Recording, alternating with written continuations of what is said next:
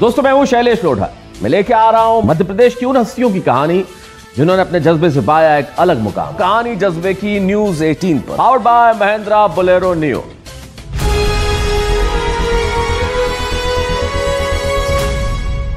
नमस्कार दोस्तों, शैलेश लोढ़ा यानी कि मैं हाजिर हूं लेके एक ऐसी कहानी जज्बे की जिसे सुन के आप भी कहेंगे कि भाई वाह क्या बात है। क्योंकि जिंदगी में क्या होता है मित्रों, आगे बढ़ना अलग बात है, सफलता पाना अलग बात है, लेकिन दोस्तों मान लीजिए आप किसी छोटे से गांव में पैदा हुए हो और वहां आप जिंदगी बिता रहे हो, तो नॉर्मली क्या होता है, सामान्यतः ये होता है कि आदमी वही सब काम करता है जो उसके आसपास दिखते हैं। वो कृषि के क्षेत्र में जाना चाहता है क्योंकि आसपास लोग वो करते हैं, छोटी सी दुकान खोल देना चाहता है क्योंकि आसपास लोग वो करते हैं, उसे लगता है कि मैं टीचर बन जाऊं, शायद ये सबसे ठीक है क्योंकि आसपास के लोग वो बहुत करते हैं। और गांव का एक लड़का बाहर जाके बैंक में उसने नौकरी कर ली, वो बैंक क्लार्क हो गया तो बोलता है ये बहुत बढ़िया नौकरी, मुझे ये कर लेना चाहिए। सपने बड़े सीमित होते हैं, उड़ान बड़ी सीमित होती है और इसमें हमारा कोई दोष नहीं है। हमारा मनुष्य का जो सिस्टम है वो ऐसा है कि हम वो आसान काम करना चाहते हैं, हम ऐसे ही काम करना चाहते हैं। मैं अपने बचपन को याद करूँ तो मेरे बहुत सारे मित्र थे जो ये करना चाहते थे कि हमें सरकारी नौकरी चाहिए, इसलिए चाहिए कि 9 से 5 तक की नौकरी हो।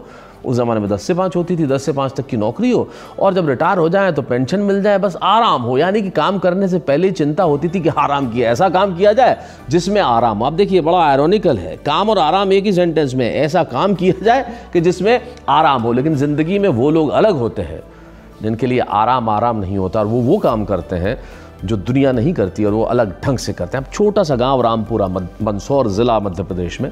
मंदसौर एक सीमावर्ती ज़िला है जिसकी सीमाएं राजस्थान से मिलती हैं और जहां विश्व प्रसिद्ध पशुपतिनाथ का मंदिर है, और वहां एक छोटा सा गांव मंदसौर।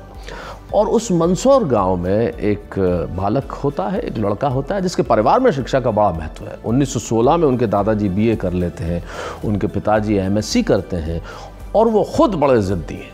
इतने छोटे से गांव में रह के वो बच्चा ये सोचता है कि भाई या नहीं, उस ज़माने में, आज से मैं कई सालों पहले की बात कर रहा हूँ, आज भी हमारी भाषाओं में हमें इतना अनुभव नहीं मिलता कि हम अलग अलग भाषाएं बोल सकें, सीख सकें। लेकिन 10वीं क्लास में बच्चा ज़िद पकड़ लेता है कि मुझे अंग्रेज़ी माध्यम से पढ़ाई करनी चाहती है। उन्हें शायद ये एहसास हो गया कि ज़िंदगी में जो आगे की अगर मैं विज्ञान की कोई पढ़ाई करूँ तो इस भाषा को जानना थोड़ा सा ज़रूरी हो जाएगा। वो तय कर लेते हैं कि मैं अंग्रेज़ी माध्यम में पढ़ूंगा। छोटे से गाँव का लड़का अपनी पढ़ाई शुरू करता है अंग्रेज़ी माध्यम से और 1973 में IIT से ग्रेजुएट होके वो निकलते हैं। IIT जिसमें दाखिला लेना, जिसमें जाना, जिसमें अपनी सीट को फिक्स कर लेना बहुत कठिन है। आप सभी जानते हैं वो आसान नहीं है। वो देश के सर्वोच्च संस्थानों में से है, सर्वश्रेष्ठ संस्थानों में से है। वहाँ से आर्किटेक्चर की डिग्री लेके वो निकलते हैं। उनके इरादे अटल है और नाम उनका अचल है। अचल चौधरी जी हमारे साथ हैं। अचल जी, मैं आपका स्वागत करना चाहता हूँ। नमस्कार। कैसे हैं आप? बढ़िया एकदम। कैसे 10वीं क्लास में आपको ख्याल आया कि नहीं मैं तो अंग्रेज़ी माध्यम से पढ़ाई करूँगा? क्या है कि शुरू से एक ये था कि कुछ न कुछ नया किया जाए जी, और परिवार के इसमें बड़ी महत्वपूर्ण भूमिका है कि मदर फादर ने कभी भी बंधन नहीं बांधा। मतलब मेरे को उड़ने को खुला आसमान छोड़ रखा जी। तो उन चीज़ों से एक हुआ कि हमेशा कुछ न कुछ। आपकी पैदाइश किस साल की? अगर आप अपनी उम्र ना बताना चाहें तो कोई दिक्कत नहीं, लेकिन मैं 1951 का। तो आप 51 की आपकी पैदाइश है, यानी कि आप 9-10 साल के 1960-62 में रहे होंगे। ये बात है करीब 65 की, है ना। तो उस ज़माने में हम कंजर्वेटिव सोसाइटी में रहते थे, 64-65 में। तब अपने इतनी तरक्की नहीं की थी। उस ज़माने में अगर आपके माता पिता आप पे बंधन नहीं रखते थे तो ये बहुत बड़ी चीज़ है। मेरे ख्याल से वो आपकी उड़ान को आगे बढ़ाने में ये एक चीज़ बड़ी सहायक हुई। मतलब बहुत बड़ा योगदान है उनका। कभी कोई बंधन बांधा ही नहीं कि पढ़ने बैठो या खेलो या ये कोर्स करो या वो कोर्स करो, कभी किसी तरीके का कोई बंधन नहीं रहा। क्या बात है। काश आपके पिताजी से मैं मेरे पिताजी की मुलाकात करवाता एक बार, तो उन्हें भी कहता कि ऐसे पिताजी भी हुआ करते हैं, ज़रा देखो। हालांकि ये बात अलग है कि बंधन उन्होंने बांधे, कुछ चीज़ों के लिए ज़रूर बंधन बांधे, लेकिन आज आपका भी जो महत्व है, अपना एक जो अचीवमेंट है जी, कहीं ना कहीं बिल्कुल पेरेंट्स का 100%। अगर पेरेंट्स का आशीर्वाद न हो, क्योंकि भाषा जो है वो मुझे मेरी माँ से मिली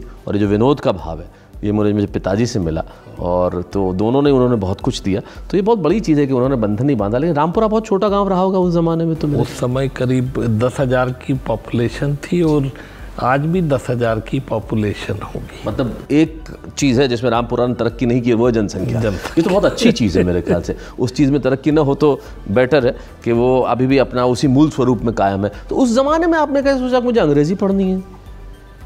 देखिए, रामपुरा छोटी जगह जरूर थी, लेकिन शिक्षा का जो माहौल मिला जी, मतलब जो शिक्षक लोग लकीली मुझे मिले, उन्होंने भी कोई बंधन नहीं डाला, बल्कि जिसको एक बड़े भाई जैसा एक मैत्री भाव से सिखाया। क्या बात है। टीचर मैत्री भाव से रहा, माता पिता ने बंदिश नहीं बांधी, तो आपने अपना आसमान देखा और आपने फिर IIT में दाखिला लेने का ये विचार कहाँ से आया?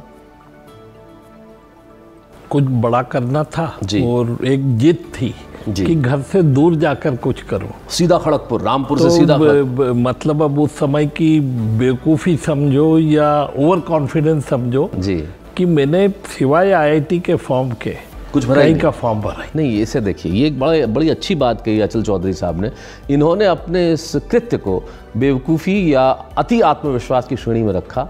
मैं इसे कहूँगा कि इससे बड़ा उदाहरण जीवन में स्वयं पर विश्वास का हो ही नहीं सकता। आप कोई फॉर्म न भरे, इससे बड़ा उदाहरण क्या होगा कि नहीं ये बेवकूफ़ी भी नहीं है और अति आत्मविश्वास भी नहीं है। मैं सिर्फ IIT का फॉर्म भरा क्योंकि मुझे विश्वास है कि मैं इसमें सफल होऊंगा। ऐसा विश्वास कितने लोगों को था? This is absolute confidence and that's a feeling of believe in your self and trust your self. वो आपने एक बहुत बड़ा उदाहरण प्रस्तुत किया कि आपने एक ही फॉर्म भरा और उसमें आप सेलेक्ट हो। मतलब यदि देखें तो 68 की बात है, उज्जैन में, मैं तो पैदा भी नहीं हुआ था सर। उज्जैन में सिंहस्थ का मेला था जी। इंदौर में IIT की एग्ज़ाम नहीं होती थी। हाँ। मध्य प्रदेश से हर साल कुल 2-3 बच्चे होते थे जी। वहाँ जाके उस मेले के इसमें एग्ज़ाम दी। जब वापस लौट रहा था तो उज्जैन था आपका सेंटर उज्जैन था जी। उज्जैन से जब वापस लौट रहा था तो बुआ जी को बोल के आया मैं कि और किसी का हो या नहीं हो, मेरा सिलेक्शन होगा। क्या बात है, वाह वाह। ये आत्मविश्वास बड़ा कमाल का। आप दृढ़ थे कि होना ही होना है बस मेरा। तो ये एक समझे कि पेरेंट्स से एक विरासत मिली। ये आत्मविश्वास बड़ा कमाल का है चौधरी साहब कि आपने कहा मेरा सिलेक्शन होगा। आपने पेपर देते ही मतलब तय कर लिया था। जैसे हमारे ज़माने में हमारे एक मित्र हैं संजय झाला, उनका एक मुझे याद है, अभी भी आता है, उनका एक मुझे पढ़ते थे तो उनका एक कॉपी में एक सवाल आया कि हिम्मत का उदाहरण बताओ, मतलब ऐसा निबंध लिखो। तो उन्होंने पूरी कॉपी खाली छोड़ दी, नीचे लिखा कि हिम्मत है तो पास करके दिखाओ।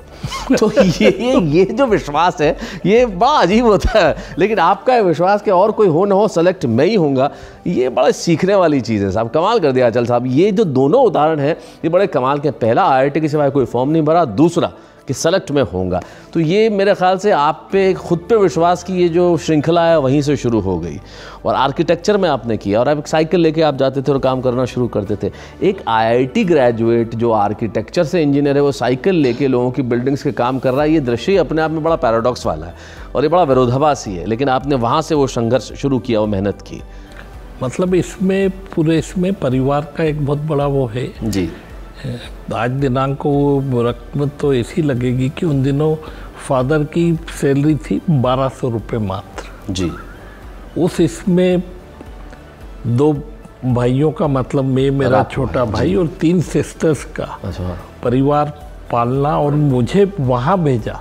तो इसके पीछे परिवार ने कहीं ना कहीं तो सेक्रीफाइस जी, कुछ ना कुछ तो अपनी इच्छाओं में से काटा होगा आपकी ये चीज़ें करने के लिए, कहीं ना कहीं सब। ये बड़ी अच्छी बात है अचल चौधरी जी। मैं अभी इतनी देर से आपसे बात कर रहा हूँ और हर बात में आपका जो जवाब है वो ये है, आपने अपनी बात अभी तक ये कही कि मुझे स्वयं पर विश्वास था, लेकिन ये बात कि भाई मेरे परिवार का जो योगदान था, जो मेरे माता पिता का, ये चीज़ याद रखना, उस चीज़ को एंडोर्स करना, एक बहुत बड़ी बात है। मेरे ख्याल से शायद वो आपकी सफलता में मतलब वही आपको आगे भी बढ़ा और वही आपको इतना विनम्र भी बनाए रखे हुए है। और आर्किटेक्चर से अचानक आप एक दिन एक अपनी बच्ची के एडमिशन के लिए स्कूल देखते हैं और आपको लगता है कि इंदौर में कोई ऐसी अच्छी स्कूल नज़र नहीं आ रही और सडनली इंदौर पब्लिक स्कूल नाम से एक आप ज़बरदस्त ब्रांड बना देते हैं। ये शिफ्ट कैसे? इसके लिए भी फिर मेरे अल्मा मेटर को रिस्पॉन्सिबल बनाऊंगा जी। IIT खड़गपुर में जो वे ऑफ टीचिंग थी, मतलब इसको थोड़ा समझना पड़ेगा जी। By not teaching, yes. मतलब ये कि रास्ता दिखा देते थे, अब मंजिल आपको तय करती है। पढ़ाई की कराई जाती थी लेकिन इस तरह से कि वो पढ़ाई न लगे, ये एक बहुत बड़ी चीज़ है। तो उसमें एक एनालिटिकल सोच जो डेवलप हुई, तो जब बच्ची के एडमिशन को गया तो मैंने वही देखा कि जो 25 साल पहले मैंने फेस करा वो कि फैसिलिटीज़ नहीं है। हाँ। वैसे के वैसे स्कूल्स में वही बुक्स का सिर्फ जो कुछ नामी पब्लिक स्कूल्स थे जो कि आम लोगों को अवेलेबल नहीं है, नाम पब्लिक है लेकिन पब्लिक को अवेलेबल नहीं है जी। तो उससे एक इंस्पिरेशन मिली कि क्यों ना ऐसा पब्लिक स्कूल डाला जाए जो कि आम पब्लिक को अवेलेबल हो जी। तो उस चीज़ को लेके 1987 में ये स्कूल इंदौर पब्लिक डाला, इंदौर पब्लिक। शुरुआत में कितने स्टूडेंट्स थे आपके पास? पहली बार में ही करीब 350 बच्चे हैं। 350 बच्चे पहली बार? तो that's a good number two start with, 350। तो शायद ये आपके उस स्कूल के लोगों को लगा होगा कि एक नया बिल्कुल स्कूल आ रहा है जो बिल्कुल अलग सोच के साथ आ रहा है, और चूंकि आप एक IIT ग्रेजुएट थे तो आपने उस सोच को वहाँ पे अप्लाई भी किया। उस समय तक में क्या है कि जो मेरी एक फील्ड है, ओरिजिनल फील्ड है आर्किटेक्चर। तो आर्किटेक्चर में मैं अच्छा नाम कमा चुका था और इंदौर ने मेरे को काफ़ी कुछ दिया जी। तो स्कूल खोलने के पीछे एक उद्देश्य ये भी था तो मैं अपने शहर को कुछ लौटा, जिस शहर ने दिया उसको कुछ अच्छा। क्या बात है। अच्छा, ये बात बहुत बड़ी, आपने उसको व्यवसाय के तौर पर नहीं शुरू किया, आपने इस चीज़ के लिए शुरू किया कि the city what has given me I should pay back. तो ये एक बहुत बड़ी चीज़ है और फिर एक ऑर्गेनिक प्रोग्रेशन लगता है। स्कूल से आप कॉलेज पे आए, लेकिन बहुत आसान नहीं होता। लेकिन मेरे ख्याल से इंदौर पब्लिक स्कूल से आप जो IPS एकेडमी पे आए और जो इंजीनियरिंग कॉलेज आया, और मेरे ख्याल से जहाँ तक मेरी जानकारी, अगर मैं गलत नहीं हूँ तो आप मुझे ठीक कर सकते हैं, कि मध्य प्रदेश का अकेला प्राइवेट इंजीनियरिंग कॉलेज है जो ऑटोनोमस है। मध्य प्रदेश का इंजीनियरिंग का अकेला कॉलेज ऑटोनोमस कॉलेज जो कि किसी ढंग से सरकारी फंडिंग उसको नहीं है, और आप इस पे कर रहे हैं। और कुछ आपने इंजीनियरिंग में, मुझे लगता है यहाँ भी आपका इनोवेशन, जहाँ तक मुझे जानकारी मिलेगा, आपने कुछ एक यूनिक प्रोग्राम्स भी शुरू किए, तो जो बाकी जगह नहीं होते। उनके पीछे बात फिर से वहीं एनालिटिकल थिंकिंग पे जाती है जी, कि जैसे सोसाइटी को अच्छे स्कूल्स नहीं थे तो स्कूल चालू करा जी। जब स्कूल का पूरा टेन्योर पूरा होने आया तब दिखा कि हायर एजुकेशन में वैक्यूम है, वहाँ भी नहीं है। फिर चूँकि मैं कंस्ट्रक्शन लाइन में हूँ तो ये देखने में आया कि जो एक सुविधाएं होनी चाहिए, एक जो सेफ्टी के लिए, वो नहीं है। तो उस हिसाब से फिर एक unique course fire and safety engineering का मैंने खुद पहली बार सुन रहा हूँ, fire and safety engineering. I think I have never heard it. पूरे साउथ ईस्ट एशिया में we were the first one जो कि ग्रेजुएशन। या I have never heard it, मतलब कहीं मैंने सुना नहीं। पूरे साउथ एशिया में पहला कोर्स है? पहला कोर्स है। इसमें लोगों की रुचि है। नागपुर में डिप्लोमा का चलता था लेकिन ग्रेजुएशन का ये पहला कोर्स। स्टूडेंट्स की रुचि होती है इसमें? स्टूडेंट्स आते हैं इसको, हालांकि नर्चर करने में करीब 8 साल का टाइम लगा जी। आज सबसे अच्छे प्लेसमेंट 30 लाख 35 लाख के एक प्राइवेट स्कूल, प्राइवेट कॉलेज के स्टूडेंट्स को मिल रहे हैं। Very good. और मुझे पता चला कोरोना काल में भी आपके कॉलेज के प्लेसमेंट्स बहुत बढ़िया रहे, वो नहीं रुके। मतलब सरप्राइज होगा आपको कि इस कॉल में भी पिछले साल 419 कंपनीज ने इंटरव्यूज किए, कैंपस इंटरव्यूज करे और काफ़ी बच्चों को ले गए। ऑनलाइन किए होंगे, मतलब क्योंकि कैंपस तो नहीं हो सकते थे इसलिए। 419 companies came in the period of Covid. That itself shows the quality and the class of the institute which is run by Shri अचल Chaudhary, IPS Academy, IPS School। So अब हम क्या प्रोग्रेशन देखें आगे, क्या यूनिवर्सिटी डेफिनेटली जाएंगे। उसका कारण है कि एक जो भी एक ड्रॉबैक्स है एक सरकारी तंत्र के जी, उसमें कोई भी चीज़ को चेंज लाने में टाइम लगता है। और आज का जो समय है, पहले तो हम बोलते थे कि think today and do it tomorrow, लेकिन अब आज का मामला ऐसा है कि सोचो बाद में कर लो आज। सही बात है। तो वो वाली चीज़ है। तो जो एक उड़ान भरनी है और जो नई चीज़ों को लाना है उसके लिए यूनिवर्सिटी बनाना बहुत ज़रूरी है जी। तो इसलिए यूनिवर्सिटी निकट भविष्य में। कितना समय आपको लगता है, आपने कोई टारगेट तय किया है कोई कि मैं? वैसे तो अनदर 2 years टाइम, लेकिन जो अभी नींव ला रहे हैं बहुत से लोगों के दिमाग में है। देखा जाए तो इंदौर के लोगों को दिमाग में था कि पहली यूनिवर्सिटी आएगी तो IPS की आएगी जी।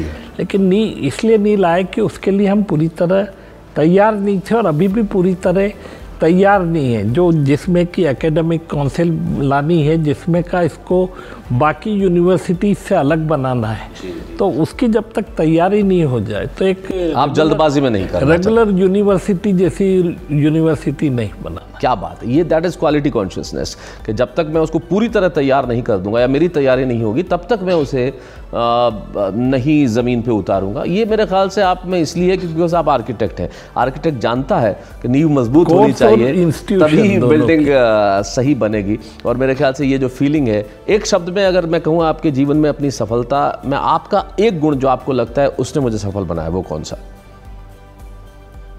बड़ा कठिन सवाल है। कठिन सवाल है, जी, मैं जानता हूं।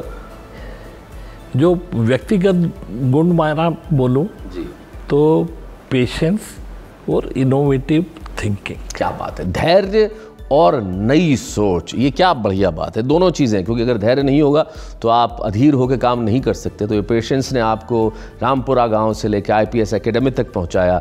मेरे ख्याल से ये जो फलक है, ये जो दायरा है, बड़ा विस्तृत है और इसके आयाम अभी बहुत होंगे।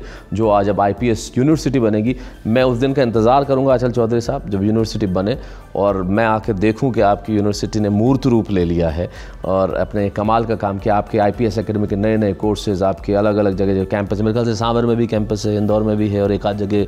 आज देखें यदि तो गवर्नमेंट इतना कर रही है एजुकेशन के लिए, उसके बावजूद भी रूरल एरियाज में अभी एजुकेशन की बहुत डिमांड है जी। और वो नीड ऑफ द डे है, ज़रूरत भी है, कंट्री के लिए ज़रूरत भी है। तो आप उस क्षेत्र में आगे बढ़ना तो इसलिए रूरल हमने झाबुआ में स्कूल डाला, फिर झाबुआ में कॉलेज क्षेत्र है डाला।